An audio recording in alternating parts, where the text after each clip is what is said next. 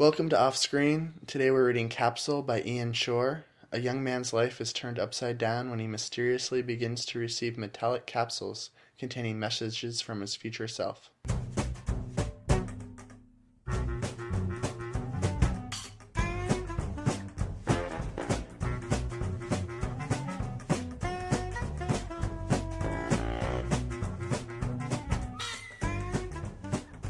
So we picked this one from, the 2013 Blacklist? Yeah, we went digging a little bit. It was sold to 20th Century Fox, not Ian Shorr's first sale. Yeah. He has a couple IMDb credits to his name. A low-budget horror movie from 2008 called Splinter. A movie you said based on... There was a web series, or it's like on YouTube, about Slender Man, the kind of like urban legend monster. And he's, I guess, or he already did write a screenplay with... He worked with the guys that made the YouTube series, I guess, and they made a movie of that. Gotcha, yeah. But I guess it seems like he usually does, not necessarily horror. Like that one that he produced, that he also wrote, Splinter, it sounds kind of sci-fi as well. Or at least I think he does like sort of supernatural type stuff, I would say. Which, as we'll see, is what this one was about. Yeah, some futuristic type vibes going on in Capsule. But it sounds like he's really good at like selling himself and like getting deals made, even if he doesn't have a lot to show for it yet. Well, the funny story that we read earlier was that he grew up in Utah and didn't have any Hollywood connections. Figured that he would need representation management to break into the industry. Didn't have that. But he didn't let that stop him. He instead created a fake agent and a fake agency to represent him, and then began calling around town and had a lot of success with it. Yeah, and it worked. Yeah. Although he did eventually get a cease and desist from the Sundance Film Festival. Right, because he named his agency, his fake agency, the Sundance... Literary Agency or something like that? Yeah, something to that effect. But, yeah, and then he went to film school at USC.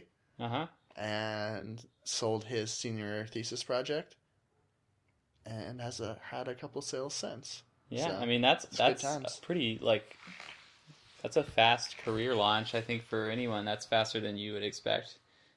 Usually takes a long time to get yourself sort of established. I wouldn't say he's not like obviously at the top of his game yet, but he's well on his way. Right. All right, well, I think what I always ask, or what I've been asking these last few episodes, is just initial impression, first of all. Or are you going to do the synopsis? Oh, I'm sorry. I forgot. It's been a while. No, I am. Of course I have to. There it is. Okay. So, back in 2009, Elliot Lockhart was named Innovator of the Year by Popular Science magazine for his invention of a fictionalized iPod-like device. But when the competition beat him in developing his own product, he became a punchline in the tech world. Now Elliot is 30 years old, a low-level drone working in the basement of a software company in San Francisco. After one especially humiliating day at the office, which nearly gets him fired, he arrives home to find a mysterious capsule in his apartment. He fiddles with it for a moment before the device suddenly projects a hologram of Elliot from 20 years into the future. Future Elliot explains that he's here to help his past self through this rough patch. In addition to cluing him in on several wise investments, even the next day's winning lottery numbers, Elliot's future self encourages him to revisit an old half-finished invention he'd been working on. If successful, the device would act as a wireless power source small enough to fit inside your pocket. But this time, future Elliot warns him he mustn't let his competition get the better of him. He even convinces Elliot to buy a handgun to protect himself from people who might try to steal his invention. Sure enough, Elliot needs it when he's suddenly attacked by his own boss at the office, even his friend and coworker. Elliot eludes them both, but when at last a professional hitman tries to off him, he discovers that the man was hired by Jonathan Wilkes. Wilkes was the guy who stole Elliot's music player and undercut him back in the day. Now, as it turns out, he's been holding Elliot's future self hostage, forcing him to send the time capsule messages back to himself as part of an elaborate plan to sabotage Elliot's new invention. Armed with this knowledge, Elliot prepares himself 20 years in advance of being kidnapped by learning to pick locks. As a result, his future self escapes, and now speaking freely, divulges to Elliot that his invention is not just a wireless power source. It will be further developed, first into a teleportation device, and finally a time machine. Wilkes, in turn, repurposes it into a kind of time-traveling bomb, capable of killing anyone at any time, any place. In an effort to stop him, Elliot storms Wilkes' tech company and ends up turning the weapon against its own creator. Elliot barely escapes the resulting explosion, which destroys Wilkes and his research alike, ensuring a peaceful future free from the dangers of time travel. The end. Cool. I managed to do all of that without even mentioning one of the main characters of this, which was his ex-girlfriend. Oh, right. And she's pretty important. She's with him. Well, is she? That's the question, because I managed to explain the whole thing pretty well without her. Well, she's important in that she's there for a lot of the screenplay. That doesn't make her important, though. Maybe I'm not trying to, steer you my way, but, So I don't think she's that important. So your first thoughts... Yeah, your initial thoughts. What are they? Well, they don't sound overwhelmingly positive. Well, no, I mean, I liked it. It was a pretty fun thing to read, and it had a lot of really cool bits to it. But overall, I didn't think it was anything spectacular. I don't know. It was cool. I would watch this movie. Yeah. I mean, and it says a lot. It's, not every screenplay you can envision as actually being a movie. Yeah. I was going to say one of my other bigger overall responses to this is that, follow me here, I feel like it could be a comedy. And I think it would work really well as a comedy. Interesting. Let me just re-pitch this in a little bit of a different way. So, he gets messages from his future self, who he eventually finds out are a trap, because his future self is being held hostage. So they actually do this in the screenplay, but if it focused on this, I think it could be really funny. He actually, for a long time, spends, some of the second act just drinking heavily so that he will obliterate his own memory and won't have to, You're right, you're right. So his future self can't explain this. Tell his captor where he is. Yeah, so they're basically reading the mind of his future self. Right. And then sending that information back so that they can track him in the present. They can catch him, yeah. So... yeah, he spends a lot of time drinking, and then at one point he just puts a bag over his head while his girlfriend drives him somewhere so that he won't know where he is. At another point, she roofies him. Yeah, and they explain that he used to have a drinking problem, and that this is kind of dangerous, that he might relapse or something. I think is what they want you to think. They don't touch on it enough, but early in the I think he has a drinking problem when the screenplay opens. He was trying to quit, I think, right? Yeah, but I don't think very hard. Okay. But then also, I really think it's a funny, and this is not as lowbrow. I think this is actually clever and pretty funny though. But they didn't go very far with this. But they suggest that part of the reason he failed initially as an inventor was just a sort of lack of faith in himself. And the funny thing to me is he ends up using that to his benefit, because you find out that several other people have also had messages sent back to themselves, and it's led them into traps. In the very opening of the screenplay, you see a guy who's getting these same capsule messages, and it tells him to kill this person, and he does, and then it just ends with him killing himself because he immediately gets caught for it. Well, Elliot doesn't have as much faith in himself, and I think that's the writer is trying to suggest that that's part of what sets him apart, and what makes him succeed is because he doubts himself when he should be doubting himself, because it turns out it's a trap. That's kind of funny to me that is actually what helps him. I mean, that's really interesting. I didn't think of that. So anyway, I think it could play kind of as a comedy. And there were some comedic elements in it. Mm-hmm. But it was more in the way of just a funny line here or there. Although, there was another part, though, that actually felt like a comedy. This is a stupid, very little thing. Just one particular place. There's a cut from one scene to another that felt very much like a comedy. It's where he's watching a message from his future self, and his future self starts to give him some advice, and then it cuts to just him already taking that advice, and the advice was that he should partner in his work, his business should partner with his former enemy, that Wilkes guy that originally like stole his idea. Mm-hmm. So there's a cut from like his future self giving him the message, and he's like, "So here's what you should do. Follow me. Dot dot dot." And then it cuts to him at work talking to his boss, and his boss is like, "We should partner with him." And it's like that's how they explain what the rest of the message was. You know what I mean? Oh, That's like yeah. a comedy thing that they always do. Yeah. They like explain the rest of the sentence in the next scene. It's kind of like a screwball Yeah. trope. So I think it's there. The seeds of it are there. It could be a comedy. Well, it also helps with the pacing because this is a very Yeah. fast-paced script. Almost too fast, I thought. Yeah. The first act was like a whirlwind. Like he finds these messages and he starts like investing in stocks and playing like he actually does like bet on horses even and like Yeah, he does. gets all this money, gets promoted, and there's like a ridiculous part where he goes on vacation to Thailand and just like bangs these two chicks and then comes back. There's like no point. That would help with the comedy. Yeah, there was no point to that. That I feel like was purely there for Yeah, it was Swedish twins, right? something ridiculous like that. It was just like fodder for the bros that are gonna watch this movie. And that was really funny the way they described that. Let me find that part. Hold on. So it says, just before the MPAA can slap us with an NC-17, we lose the threesome amidst the branches. So you don't have to see anything. He actually specifies.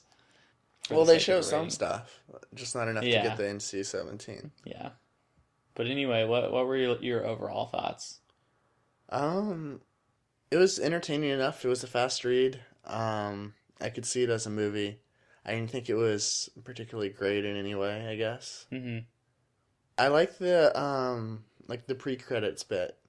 That was kind of cool. Yeah, that was the other guy that was also getting capsule messages. Right. But I kind of wish I mean, you find out how it connects at the very end. Very end, yeah. But I kind of wish there was something that character was at least on the periphery at some other point in the screenplay. Yeah, Just that's it feels a true. little loose and Yeah. disjointed.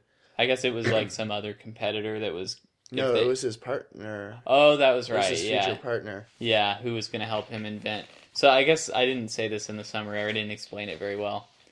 That guy Wilkes, his name is Jonathan Wilkes, by the way, which is that supposed to be like John Wilkes Booth, or is that just me?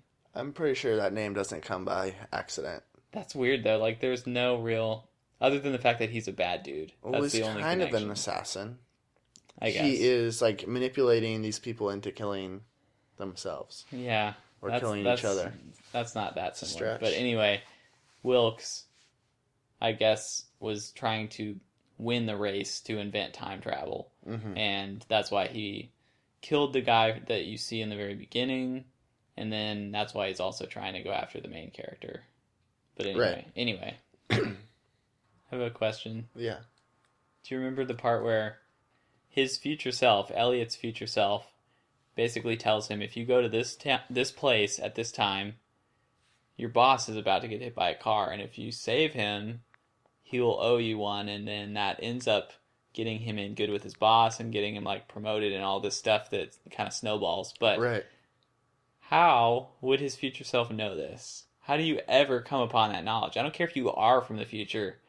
Did it have to happen once where his boss died and got hit by a car? Yeah, I think so. And then he sends the message back and then changes it? Yeah, I think so. Okay. That seems reasonable, right? I guess as reasonable as this story would allow. I mean, it's in time the travel. context, It's like in the context of this story, I guess it's reasonable reasonable. is a lowercase r. But I thought that was kind of silly. Yeah. That was a little much. Well, I think there were other things that were a little more much. For Does example, that make sense? Yes. A little more mucher. For example, the whole I think I know what you're what's the gonna say. name? What's the main character's name? Elliot. Elliot. Oh, cut that. I can't not know what the Fine. main character's Yeah. name is. Elliot.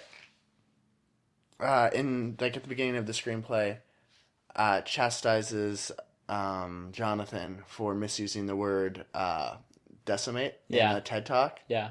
And it's kind of like, it comes across as kind of like a I don't know, somewhat bitter moment, I guess. Uh-huh. But then later it turns out that he puts two and two together, and that's how he finds out Yeah. that, That it's Wilkes who's holding them hostage yeah, because he uses that word. because he He's uses trying that he's word trying again. to be anonymous, and I think he has his face obscured in one of those time capsule messages, but he Hmm. says decimate, and so Elliot is like, "Oh, I know who that is." Yeah. That was very silly.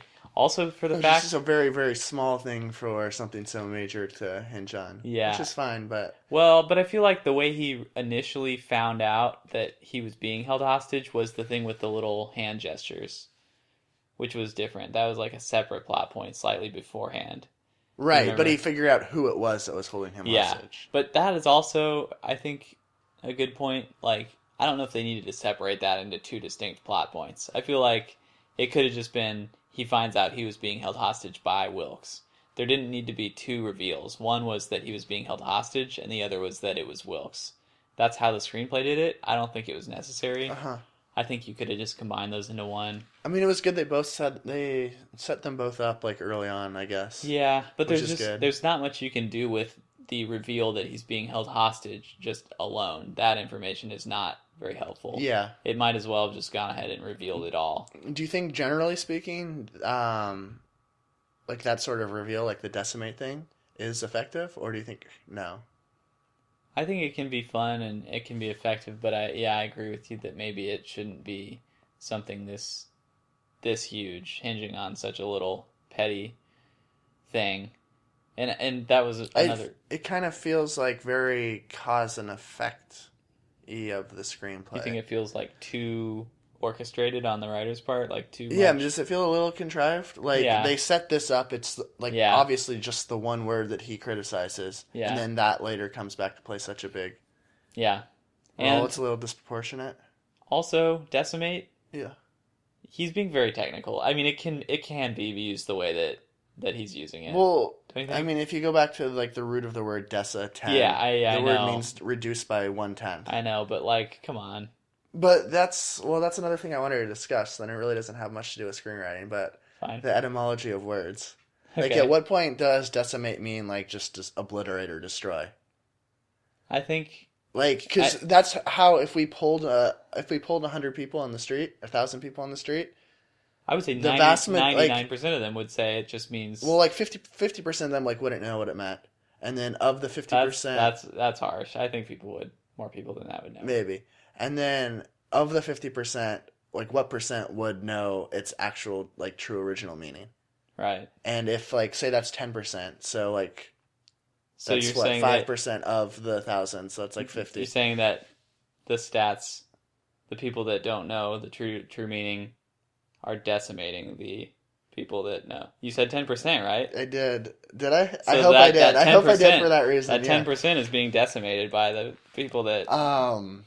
I have mixed feelings about it because I do usually put a lot of stock in the original intention of words, their origins and stuff. But at a certain point, you got to let it go and like Like it. factoid. What is like factoid means not a little fact. It means something that is thought to be true but isn't. That's what it originally meant. Oh, I didn't know that. Apparently. Is that a factoid? No, it's the truth. But yeah, it's very. I'm gonna keep turning these on themselves, but Well, yeah. like you do have to just sometimes go with it, and language is a very fluid thing. That's the thing. Unfortunately, it is. Is that Or unfortunate? I think it's a Or is little it unfortunate. good that there is such fluidity to I think language? it's necessary, I'm sure, but it can be really frustrating because sometimes new definitions are born out of stupidity, Right. and that makes it feel really Well, and then it's troubling when they mean like something different yeah, yeah, or even opposite. Like peruse doesn't mean to just like glance at. It means to read carefully. does it really? Maybe you're Yeah. just full of these things. Yeah. I feel like you're more bitter about this than me. I don't know. I'm I just thought I curious. cared. I'm curious about the waves of Yeah. shit. But anyway, back to the Also, and I hope all three of these are correct, and I didn't sound really yeah, stupid. yeah. But I'm all pretty of sure they our do. many listeners are gonna call you on that. Fact. You know what? Tell them to fact check us, fact Uh-huh. check me, and then send Uh-huh. us an email if we get it wrong Sure. with questions, complaints, anything. Yeah. But back to the story maybe this could sort of be related to what you're saying. He gets all these messages from his future self about like what to do and how to like succeed, and some of them are so dumb. They're just like he says at one point, go to this club and ask this guy, tell this guy this name, or like Yeah. go to this guy and just slip him like some money and watch what happens. And it's like, well, that doesn't work if you just straight up don't know this person. Like, I don't think that would just knowing these things isn't enough sometimes. I think for his future self to just tell him these things, that's not really enough. Yeah, But it's interesting, but yeah, yeah, I I agree. thought it was too much of an effort on the part of the writer to make it feel cool. Like, oh, he's got like the secret password, and that's all it takes. Um, that's a side complaint that I forgot to Yeah. mention. I've been really frustrated because I've talked to several people about Love and Mercy, that Brian Wilson movie, and I keep wanting to mention this and I keep forgetting. So I'm just gonna use this as a platform. Should we put a little spoiler tag around this? Love and Mercy, the No, Brian Wilson movie. If you this isn't a spoiler. okay, This is just a general complaint I've had about a lot of movies that take place in the past. Um, it's so easy on the part of the writer to have someone say a line just for the purpose of the audience being like, oh, he's so wrong. It turned out the opposite in the future, like, which we now know that. oh And, yeah, like, definitely. there is a line in that movie where his dad, Brian Wilson's dad, I think it is, he's like just told Brian that he sold all the rights to all of his previous songs, and Brian is like crushed by this, of course, but his dad is like, what, no one's gonna even remember who you are like 20 years from now. And I don't care if his dad even said that or not in real life. That's so annoying because obviously we all know now that's not true. It's just a cheap shot to me. Yeah, I it's think, like it's putting the audience in a position where they can just look back at these people in the past and laugh at and like feel yeah, superior yeah, for having done nothing but exist exactly. now. Yes, that's exactly. Yeah. I couldn't even put it into words. That's exactly what I wanted to Yeah. say. Yes. Um, Anyway, that's not really what was going on here, but that was. what's that Benedict? What's that? The Alan Turing movie? What's it Oh, called? Does that to Loathsome Effect? does it really? Yeah. Oh, what was that called? It's a The dreadful movie. Imitation Game. Imitation Game. Yeah, Yeah, I hate that.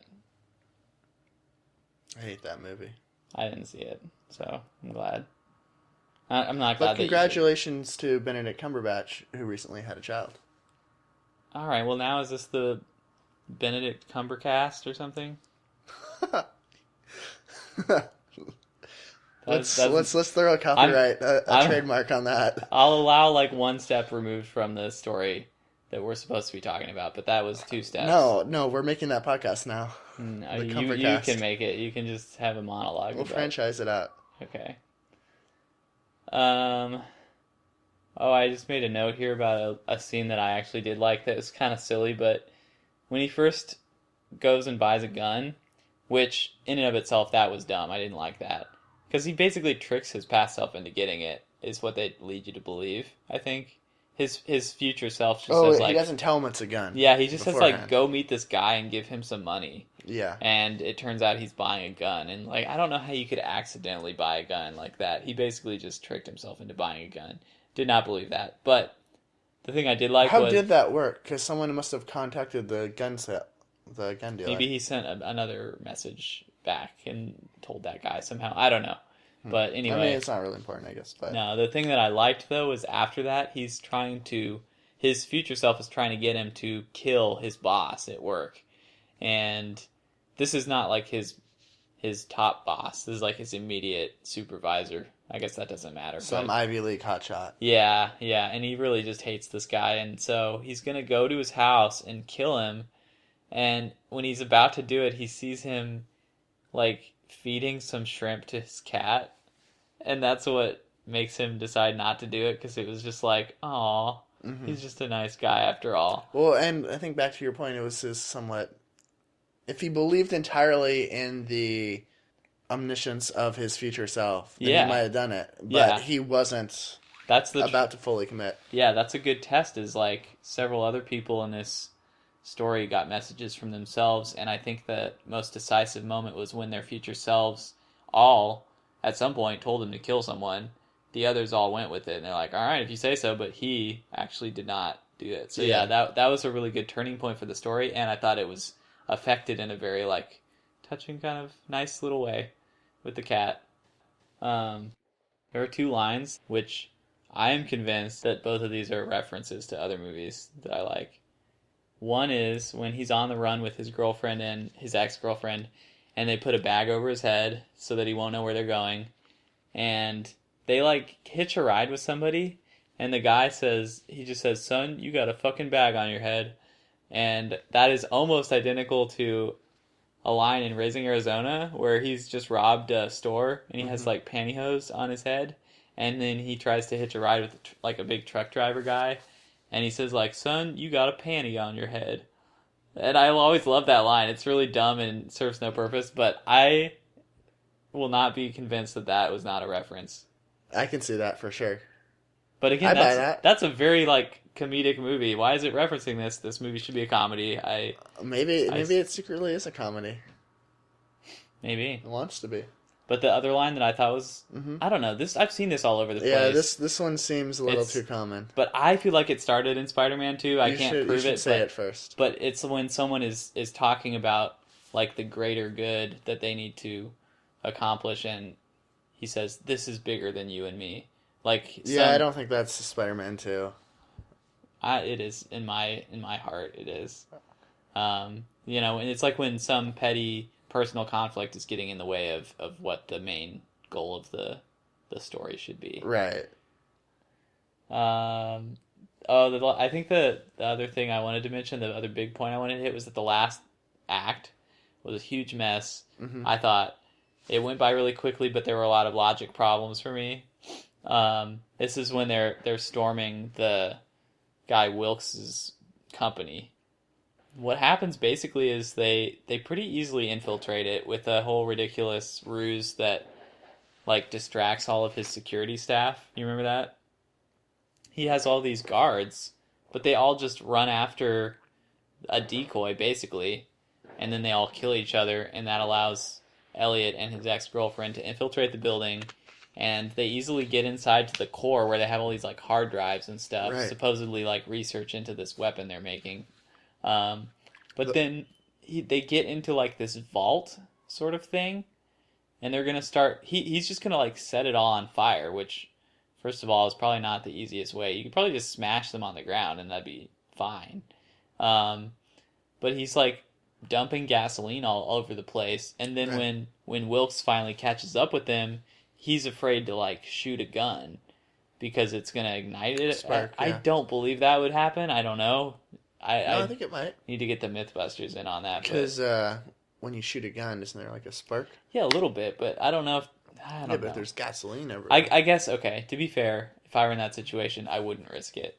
You would err on the side of not incinerating yourself. Yeah, okay, that's fine, I guess. But that was still kind of silly to me that they used gasoline. And then the way that he ends up like saving the day is basically... just because Wilkes didn't lock the door, he didn't lock them in there, right? Like, why wouldn't he do that? He handcuffed them, which, fine, that seems like enough, but, like, why wouldn't you just lock them for good measure, lock them in there? Yeah, I don't recall. Because all that happens is he, like, leaves one of those, like, little bomb devices that he's made in there with him, and he shuts the door and leaves. But then Elliot picks it up and throws it out the door again, and then, boom, bad guy's dead at the end. But... they were handcuffed, but that brings us to another thing that we didn't mention yet, which is that whole lockpick thing. Oh, yeah. How ridiculous was that? Did you buy that?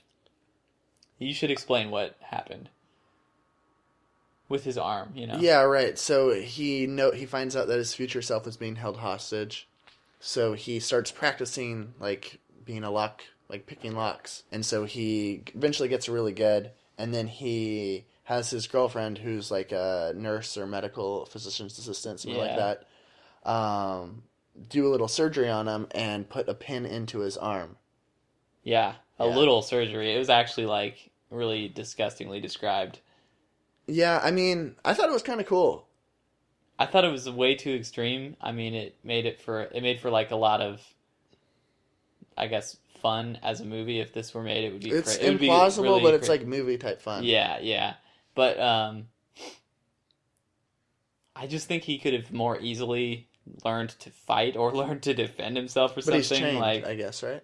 but Or, I mean, or I guess he's not chained. He's let's just suppose that before he got chained up, he was, I assume, like kidnapped and just like roughed up or something when they in the future when they caught him and took him hostage. I just feel like even the fact that now he knows it's going to happen almost is enough to help him prepare himself to not let it happen in the that's a future. really good point. Yeah. So that was a little silly that he No. felt like he needed to do that, implant these lockpicks into his arm. Yeah. And it was so gross. He's like not even anesthetized or anything. They just like they're just digging into his arm. No, that's a very good point. I don't think the internal like logic is entirely consistent Yeah. throughout, but that's what you get with like time travel. Not a lot I guess the screenplay really there's not a lot of depth to the characters, in my opinion. Yeah. It's more about the fast-paced, action-packed ride, I guess. Which is fine. I mean, Yeah. it knows what it's trying to do. That's this what kind of movie this is. Mm-hmm. Although, whatever. Yeah. Should we do verdicts? Yeah. I'd give this a consider on. I guess on both. I would say. Yeah, I would probably pass on both, Really? but I'd be close to consider. Maybe I would consider the writer. Oh, I thought you were gonna go the other way. Like, if anything. I mean, honestly, like if I'm in a position to buy either of these, I'm not gonna do it. Okay. Buy like represent the writer. If I had to pass on one or the other, it would be the writer. Really? I would take. See, I would read I would his take next- I would take the script and run with it. Okay, 'Cause yeah, you're right. It has It's a fun premise. You're right. You're right. It does. It is a fun premise. Maybe I'll go to a very mild consider. Okay. Yeah. So yeah, that's all Is right. that it? So I yeah, feel like I said a lot this episode. I didn't notice. I think I did. Okay, next week we're reading a script called The Babysitter by Brian Duffield. A lonely 12-year-old boy in love with his babysitter discovers some hard truths about life, love, and murder.